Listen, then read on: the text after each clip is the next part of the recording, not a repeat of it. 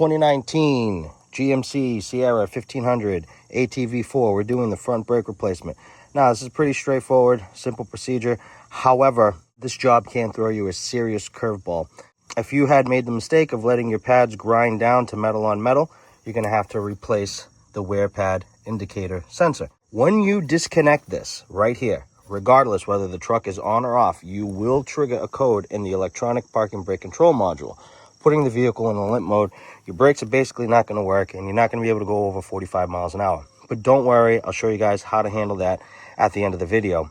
There's two methods of handling that. You can use your diagnostic scan tool to clear out the code, or you can come to the vehicle's battery, disconnect the positive and the negative for about 30 minutes, and that typically clears out the code. So let's get right into the brake replacement. So obviously we have these pins, we have this retaining clip, and then we have these little pins. And we're just going to pull these little pins out, slide this all out, and pull the pads out. Then we have an 18 mil right here. We have another 18 mil right there. I'm going to break that loose. We're just going to flop this over right to the side. Let's get right into it. All right, so first step, go ahead, pull these little pins out. Just like that. Got one right there. Then you got one right here on the bottom as well. There you go. All right, now that you got those out, go ahead and slide your pins out. Just like that. Same thing on the bottom. Boom, boom, done, done. Now at this point, we're just gonna remove that little retaining clip, get that right out of the way. Go ahead and get yourself a screwdriver and just pull. All right, so as you guys can see, now we have some wiggle room to go ahead and slide the pad out. We're gonna do the same thing on this side, just like that. Same thing. Perfect. Okay, so we need to go a little bit more. Here's another trick you guys can do. Grab it here like this and squeeze like that. Same thing on this side. Cool.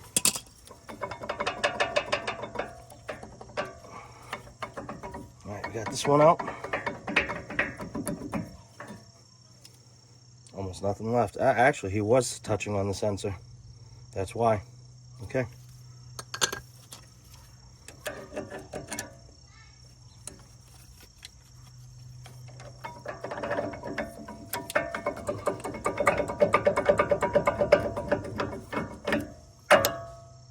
Perfect.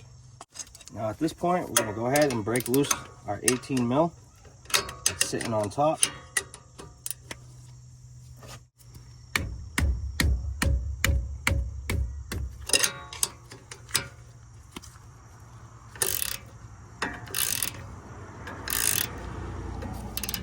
Now these do have a good amount of Loctite on it. And you will be fighting it. That's why I'm going to opt out for my impact wrench.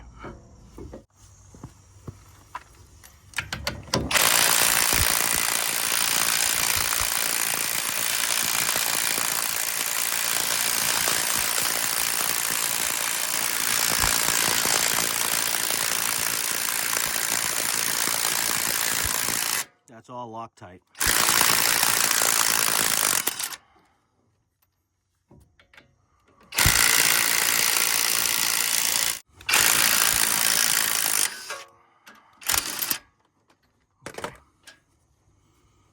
And there it is. It's the Loctite. So just know you are going to fight this if you're doing this by hand. You're going to fight it good and hard too. All right. Awesome. So now that we got our caliper up and out of the way, make sure it's secure. Make sure there's no weight on the hose, okay? Nobody wants that. Now we have a set screw that we have to release in order to get the rotor off of the hub. Pretty straightforward. You can use yourself a impact screwdriver. However, if that ends up breaking or rounding out, you guys can try this method. What I'll do is I'll take a punch like this. I'll make a divot, a notch, and then I will use that notch to go ahead and break this loose. Here's how I like to do it.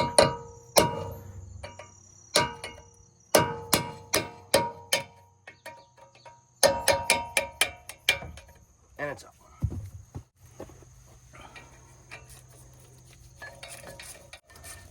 Now we're just backing the screw out, putting it off to the side.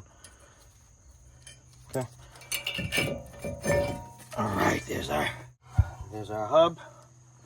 So now at this point, you want to clean this up. Grab yourself a wire brush and just go to town. Remove anything that's lifted, scaled, and then hit it with a little bit of grease to slow down any corrosion, because we want to ensure the longevity of our brake job. And that's one good way to do it. So let's keep moving forward. All right, so now that we cleaned our hub, you can pick these up at your local O'Reilly's. These are awesome. They just slide over a 21 mil socket and done deal. And you're just basically going to do that all the way around.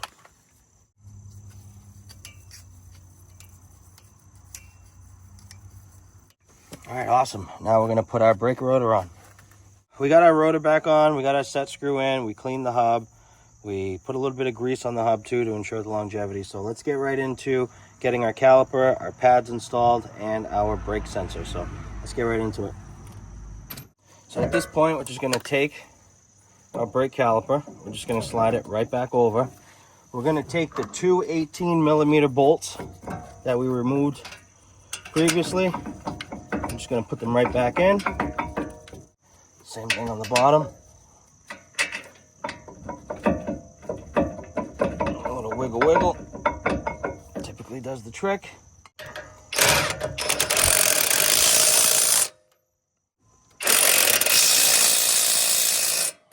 So now at this point, we're basically ready to put our brake pads in.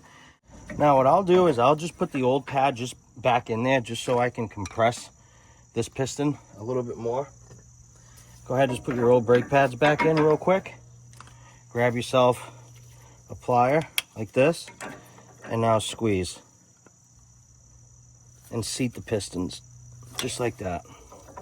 We're putting the other one here because when you squeeze these pistons will come out. Left hand outer. All right, just like that, they slide right into place. And now we're gonna repeat the same process on this side.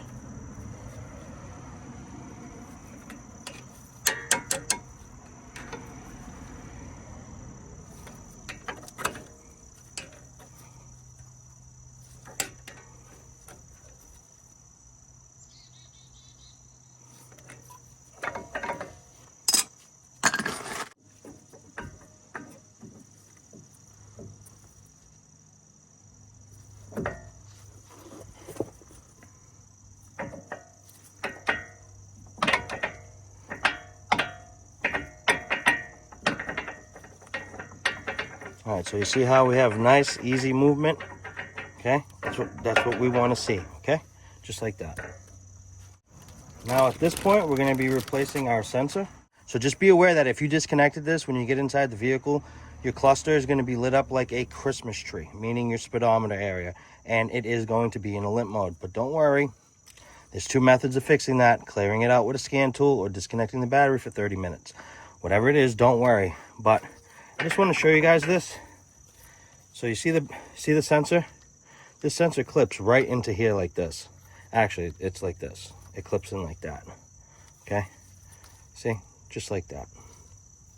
But the way you want to do it is you want to put the pad in first. Well, anyway, this is how I do it.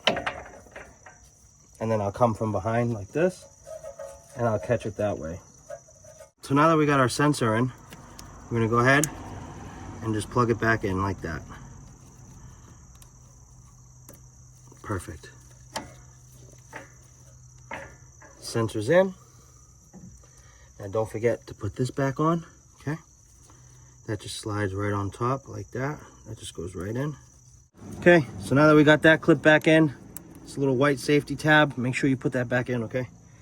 All right, so now at this point, we're gonna take our new hardware.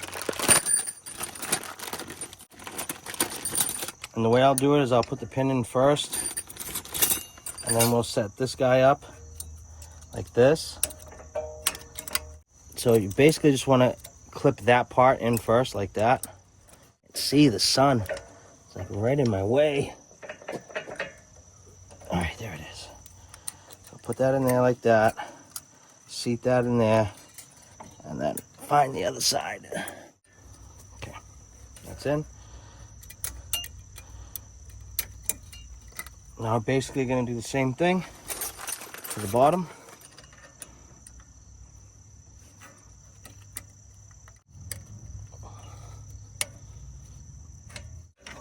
Perfect.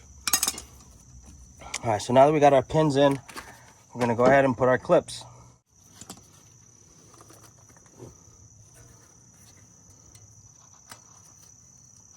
Just like that. This one too. It's going to go in. It's going to go in just like that. There it is. Perfect. All right, guys. So basically, we got everything finished here. We got our rotor on. We got a caliper on. Our brake pads are all in. Here's a reference. This is what it should look like. Now, I did have to flip this around. The one I took out of here was positioned like this, and that's how we put it back. We got our new sensor in, and if you're curious of how the sensor clips in like that. All right, so we just finished the brake replacement, both sides. We're getting in the vehicle, and we're going to start the vehicle. Now, when I start this vehicle, you are going to see this thing lit up like a Christmas tree. We're going to get error codes and all that stuff. That is because we unplugged the wear pad sensor. So if you unplugged it or replaced it, this is going to happen to you. And it's no fault of your own.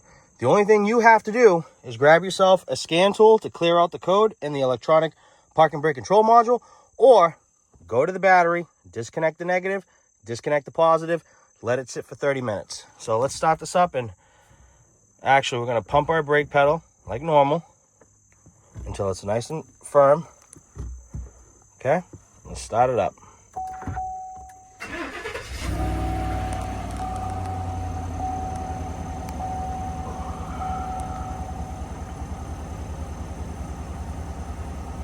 Interesting. So for whatever reason, it did not set a code. That's a first. This is actually the first time out of, I'd say, 20 different Silverados, GMC pickups that I've done where we did not get a service brake message or vehicle in limp mode. This is a first. This is truly a first. Maybe it's because it's a 2019, but I'm not sure. But look, I even have my scanner ready to go. So, all right, guys, let's take this thing for a test drive and let's see what happens.